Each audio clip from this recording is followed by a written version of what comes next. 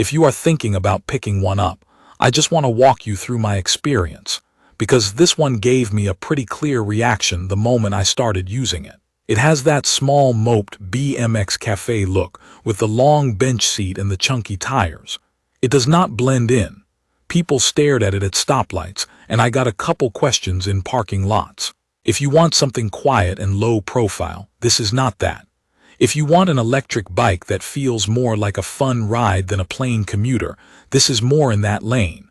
My first real thought was the weight. Lifting it and rolling it around my garage, it felt heavy in a way you notice right away.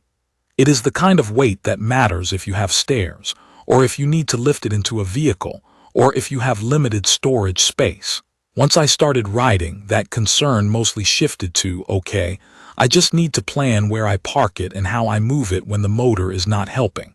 On the road, the motor does the heavy lifting, but when the bike is off, you feel every pound. The ride feel is what made it click for me. The motor has enough push that I never felt like I was begging it to move. Pulling away from a stop is quick, and it stays confident going up the kinds of city hills that usually turn a casual ride into a sweaty one. I weigh over 200 pounds, and I tested it on a few steady climbs near my place, the kind where weaker electric bikes start to fade. This one did not feel strained. It is not a motorcycle, but it is strong enough that I stopped thinking about whether it could handle my route. I used it in a mix of pedal assist and throttle, because that is how I actually ride when I am running errands. Pedal assist on this bike feels like it is there to keep you moving with less effort, not to force you into some fitness ride. Throttle is there for when you want to rest your legs or you just want to roll through a long stretch without thinking about cadence. Pedaling with no assist is possible, but I will be honest, with a bike this heavy and tires this wide, I did not enjoy pedaling it unpowered for very long. If you run the battery down, you can still get home, but it is not something I would choose for distance. Range is one of those topics where I only trust what I see in my own riding. I did not get the most optimistic number you sometimes see advertised on bikes like this.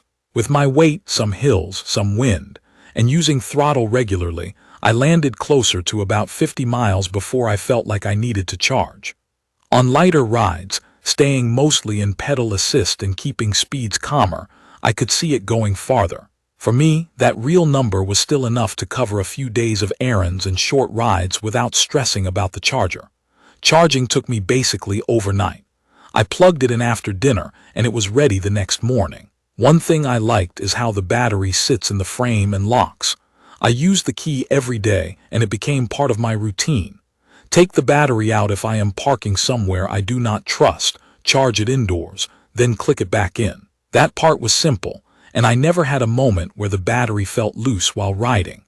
The tires are a big part of why this bike feels the way it does.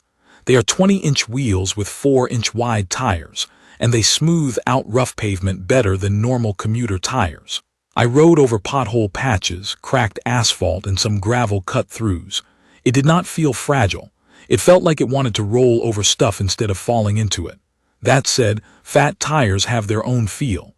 Steering is not twitchy. It is more steady and planted. If you like quick, light handling, this is not that kind of bike. It is more of a relaxed, stable ride. Comfort surprised me.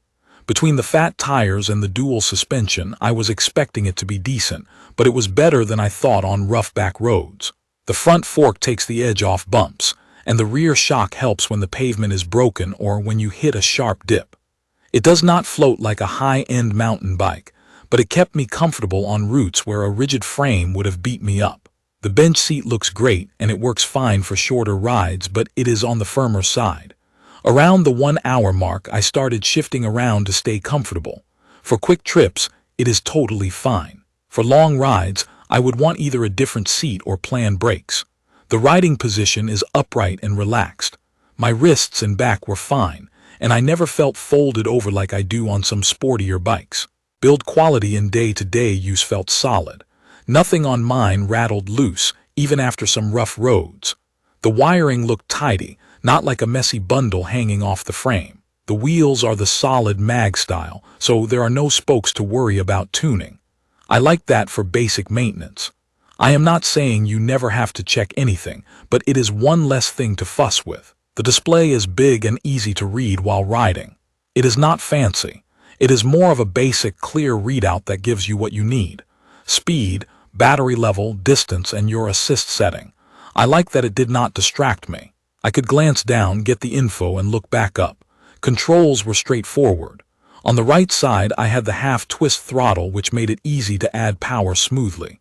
Shifting is 7-speed Shimano, and it did what I needed. I used the gears mostly to keep the pedaling comfortable when I was in pedal assist.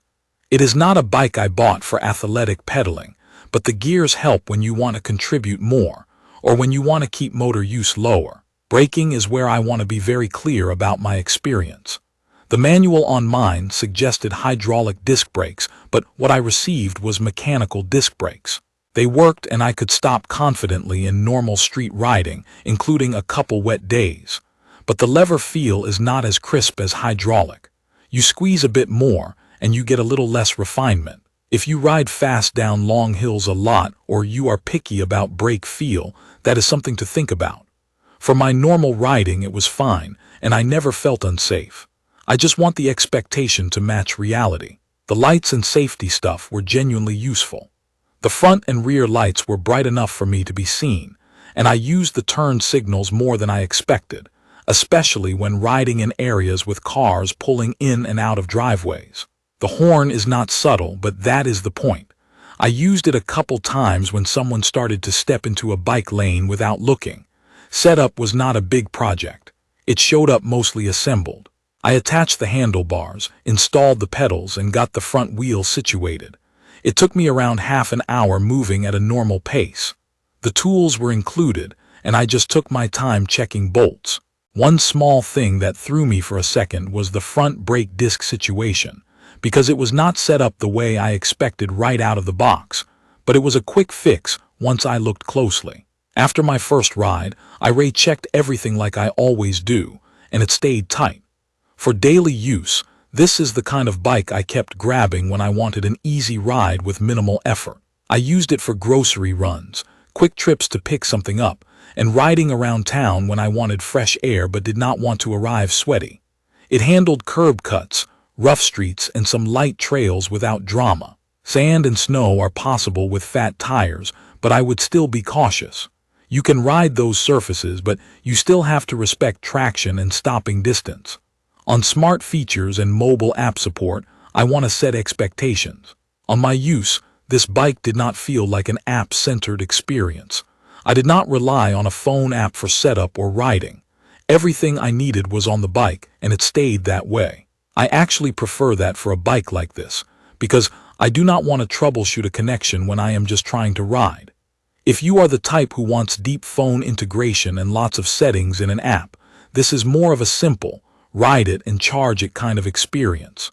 After spending real time with it, my overall impression is that it is a heavy, sturdy, comfortable electric bike that rides best when you treat it like a relaxed cruiser with extra capability. The motor makes hills and starts easy. The fat tires and suspension make rough roads less annoying. The seat is fine but firm for longer rides. The brakes work but do not feel like hydraulic. And the weight is the main practical downside, because you will deal with that anytime you move it without power. I will update specific information about the AMYET V9-G60 electric fat tire bike in the comments. Don't forget to catch my next video.